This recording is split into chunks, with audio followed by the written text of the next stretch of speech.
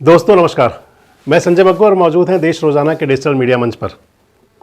हरियाणा के पूर्व मुख्यमंत्री ओम प्रकाश चौटाला, भले ही उनका शासनकाल तो अल्प रहा हो, बहुत बड़ा शासनकाल ना रहा हो, हरियाणा के जितने मुख्यमंत्री हुए भले ही उनमें से उन्होंने एक दीर्घकालिक शासन ना किया हो, लेकिन ओम प्रकाश चौटाला के जो कार्य थे, ओम प्रकाश चौटाला की जो बातें थी, उनका जो काम करने का अंदाज था, वो कुछ ऐसा था कि भुलाए नहीं भूल पाएंगे ओम प्रकाश चौटाला।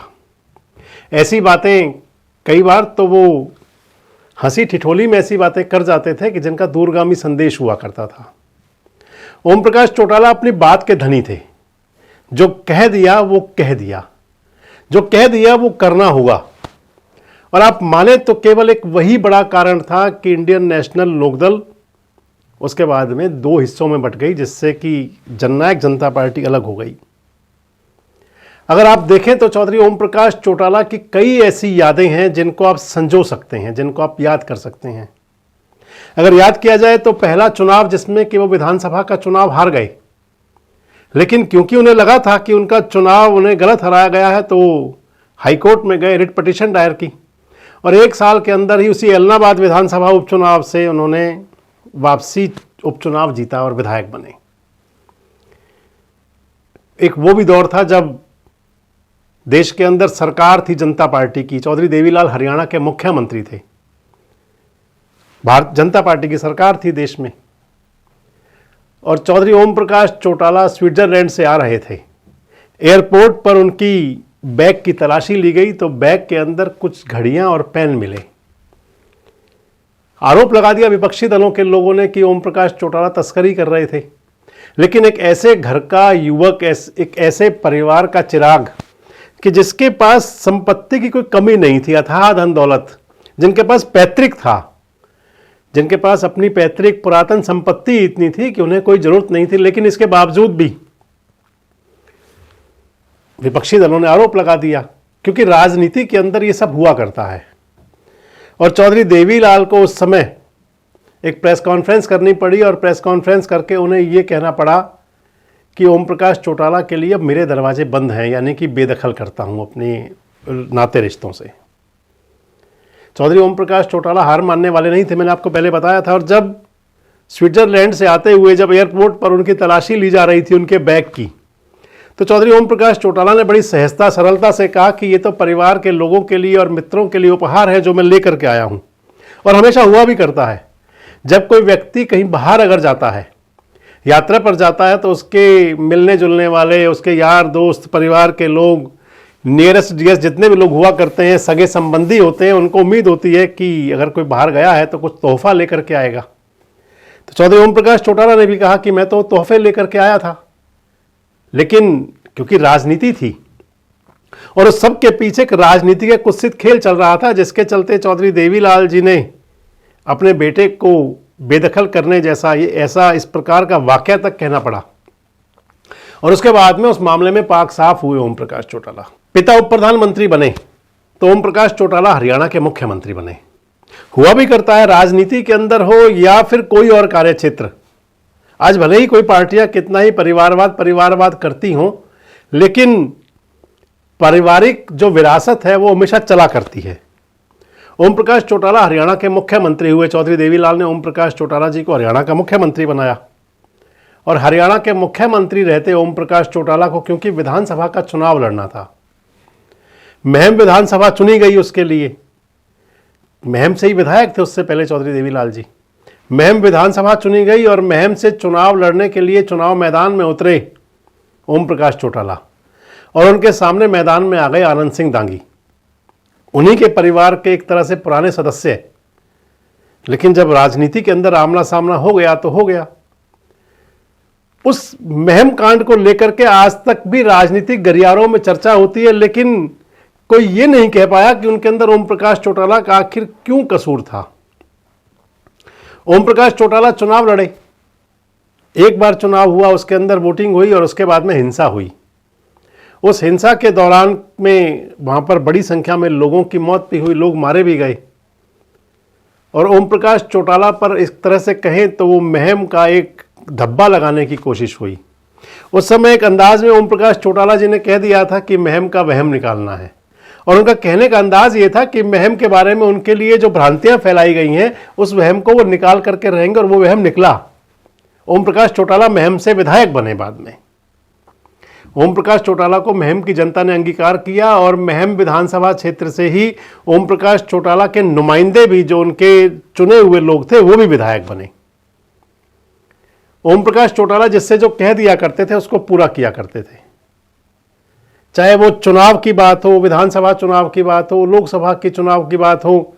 कई ऐसे मौके आए जिनके अंदर की जो चुनाव के अंदर समझौते हुआ करते हैं, गठबंधन हुआ करते हैं। ओम प्रकाश चौटाला कहा करते थे कि हम टेबल की लड़ाई हार जाते हैं, जनता की लड़ाई में तो हम आगे रहते हैं, लेकिन जब टेबल पर लड़ाई होती है तो उसको हार जाया करते हैं। और इसलिए हरियाणा का एक ऐसा राजनीतिक परिवार, अगर कहें तो सत्ता में उनको भले ही कम समय मिला, लेकिन जो समय मिला वो हमेशा याद रखा जाएगा। मुझे ध्यान है एक वाकया हरियाणा के, जब वो मुख्यमंत्री थे, जाना हुआ था चौधरी ओम प्रकाश चौटाला के निवास पर, दिल्ली निवास में गए थे। चौधरी ओम प्रकाश चौटाला का इंतजार कर रहे थे। उस समय नरेंद्र मोदी जी हरियाणा के संगठन मंत्री हुआ करते थे, लेकिन ओम प्रकाश चौटाला को अपने कार्यकर्ताओं से बहुत प्यार था। नरेंद्र मोदी जी उनका इंतजार कर रहे थे, लेकिन ओम प्रकाश चौटाला अपने कार्यकर्ताओं के साथ मशगूल थे। संदेश मिला भाजपा के आला कमान का कि मोदी जी आए हैं, तो लेकिन इसके बावजूद भी ओम प्रकाश चौटाला ने पहले अपने कार्यकर्ताओं को तवज्जो दी, उनसे बात की, और बाद में शायद वो मोदी जी से मुलाकात हुई। एक वो वाकया था, पलवल जिले के औरंगाबाद गांव में आए हुए थे, और औरंगाबाद गांव के अंदर उन्होंने एक शिलान्यास रखना था बिजली घर का। उस समय पर राजनीति के अंदर पलवल के विधायक करण सिंह दलाल हुआ करते थे। इनेलो के जो कैंडिडेट थे देवेंद्र चौहान चुनाव हार गए थे, बीच का समय आ चुका था, और हमेशा राजनीतिक दल जब सत्ता हो या विपक्ष हो, जब मध्याह्न हो जाता है, यानी कि 2-2.5 साल का समय निकल जाता है, तो फिर अपने चेहरे तलाशने शुरू कर देते हैं। चौधरी ओम प्रकाश चौटाला को भी शायद तलाश थी पलवल के लिए अगला नुमाइंदा, अगला चेहरा कौन हो। नजर गई सुभाष कत्याल पर, और सुभाष कत्याल को हरियाणा इलेक्ट्रिसिटी रेगुलेटरी कमीशन का सदस्य नियुक्त किया गया। ओम प्रकाश चौटाला जी ने सुभाष कत्याल से कहा कि शपथ ग्रहण कब करोगे। मजाकिया अंदाज में कहा, हंसी ठिठोली के अंदाज में कहा कि किसी पंडित से पूछना है या मेरे कोई पंडित मान लोगे। तो वो भी एक अंदाज था चौधरी ओम प्रकाश चौटाला का।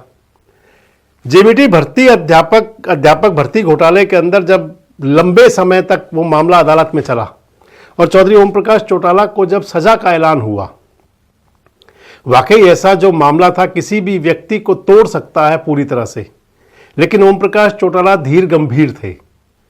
जो उनको 10 साल की सजा का ऐलान हुआ, उस 10 साल की सजा के दौरान पूरी सजा काटी चौधरी ओम प्रकाश चौटाला ने, और ऐसे ऐसे दौर आए उस सजा के दौरान में जब उनकी सेहत भी खराब हुई, जब चुनाव भी बीच में आए, और चुनाव के दौरान में क्योंकि राजनीति के अंदर राजनीतिक जो प्रतिस्पर्धी विरोधी दल हुआ करते हैं, एक दूसरे पर तमाम प्रकार की बातें भी होती हैं।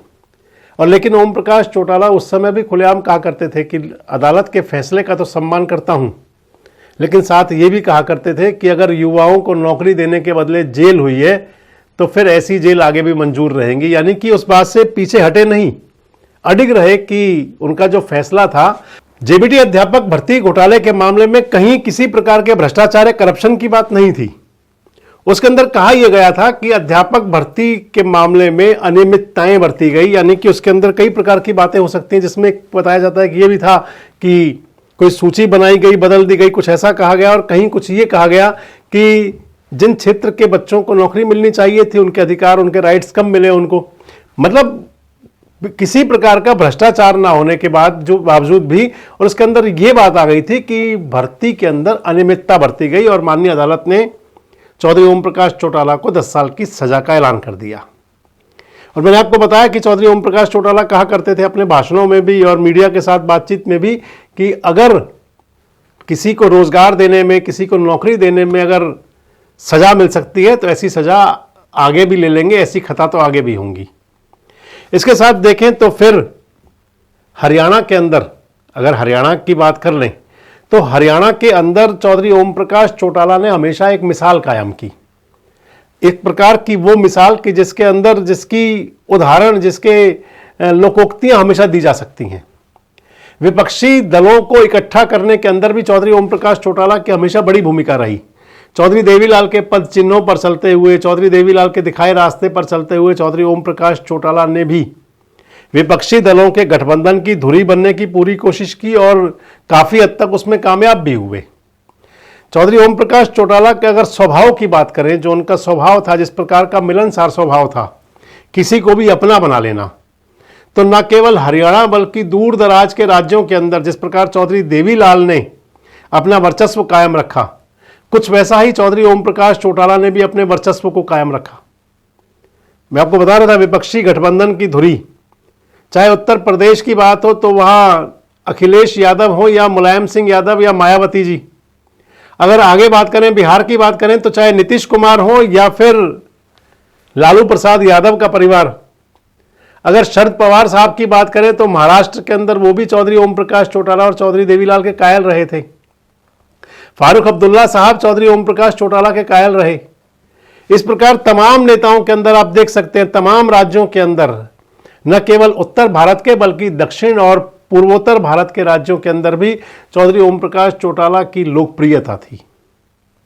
आज वो सितारा और वो राजनीति को एक नई दिशा देने वाला एक युग पुरुष विदा हुआ, और इसलिए मैं आपसे कह रहा था कि चौधरी ओम प्रकाश चौटाला की ऐसी कई बातें हैं जो उनको लोग चाह कर भी नहीं भुला पाएंगे।